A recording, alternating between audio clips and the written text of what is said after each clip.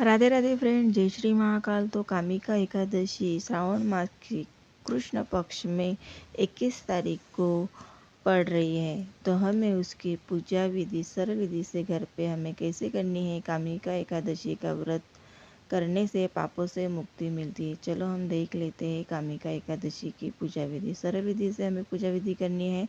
तो यहाँ पे मैंने एक चौकी लगा ली है और चौके पे मैं विष्णु जी का प्रतिमा का फ़ोटो रख रही हूँ। आपके पास हो तो आप कर सकते हो, लगा सकते हो, नहीं तो फिर आप लड्डू गोपाल की भी सेवा उस दिन कर सकते हैं। तो यहाँ पे मेरे पास विष्णु जी की प्रतिमा है, तो मैं विष्णु जी की प्रतिमा को स्थापना कर रही हूँ। लड्डू गोपाल जी को हमें जल से और पंचामृत से हमें स्नान कर लेना है। और पंचामृत के स्नान करने के बाद हमें लड्डू गोपाल जी को वस्त्र पहना के अच्छी तरह से चौकी पे हमें उन्हें विराजमान कर लेना है। तो यहाँ पे जल से और दूध से अभिषेक करने के बाद हमें लड्डू गोपाल जी का हमें अच्छी तरह से श्रृंगार कर लेना है। तो कामिका एकादशी का बड़ा ही महत्व है। कामिका एकादशी करने से बड़े ही पापों से हमें मुक्ति मिलती है। तो प्राचीन काल में किसी गांव में एक ठाकुर जी क्रोधित ठाकुर की एक ब्राह्मण से भिड़ंत हो गई थी। तो इसी वजह से ये कामिका एकादशी का व्रत बड़ा ही महत्वदायी हो जाता है। तो इसे कथा है, पौराणिक कथा। तो यहाँ पे मैंने लड्डू गोपाल जी के श्रृंगार कर लिया है। तो यहाँ पे हमें दीप प्रज्वलित कर लेना है। दीप प्रज्वलित करने के बाद तो श्रावण मास में शुक्ल पक्ष की एकादशी आ रही है, तो हमें विष्णु जी को भी हमें तिलक कर लेना है। तो यहाँ पे मैंने कलश रख लिया है। तो श्रावण मास में एकादशी आ रही है, तो हमें शंकर जी भोलेनाथ जी का भी हमें पूजन कर लेना है। तो यहाँ पे हमें विष्णु जी को तिलक कर लेना है। तो हमें चंदन से तिलक करना है। हमें चंदन से लड्डू गोपाल जी का भी तिलक करना है, और विष्णु जी का भी, और शिव जी का भी।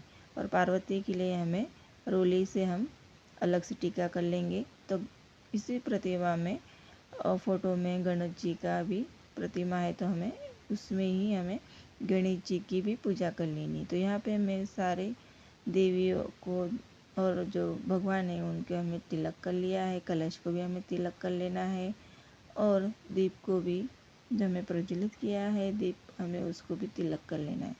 तो यहाँ पे ऐसे श्रावण मास की कामिका एकादशी का बड़ा ही महत्व है। तो हमें एकादशी का व्रत हमें करना चाहिए। बोले दोनों टाइम हमें फरियाली से हमें आहार करना चाहिए, लेकिन एकादशी का व्रत हमें करना चाहिए। आप दोनों टाइम फलहार या फिर साबूदाना की खिचड़ी यार कुछ भी हम खा सकते हैं। तो यहाँ पे मैंने कान्हा जी के लिए एक जल का छोटा सा ये रख दिया है ग्लास।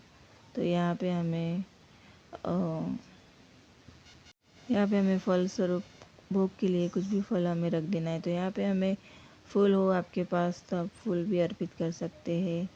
तुलसी दल हो तो तुलसी दल भी हम भगवान जी को अर्पित कर सकते हैं। एकादशी का बड़ा महत्व रहता है, तो एकादशी हमें करनी चाहिए। ना हो तो हमें दोनों टाइम फलहार करके भी हमें एकादशी का व्रत हमें करना चाहिए। तो इसी प्रकार हमें एकादशी का व्रत कर लेना चाहिए। अगर वीडियो अच्छा लगे तो लाइक और सब्सक्राइब जरूर कर दें। यहाँ पे मैं थोड़े से ड्राई फ्रूट का भी भोग लगा रही हूँ। और कान्हा जी लड्डू गोपाल जी जो छोटे हैं उनके लिए मैंने यहाँ पे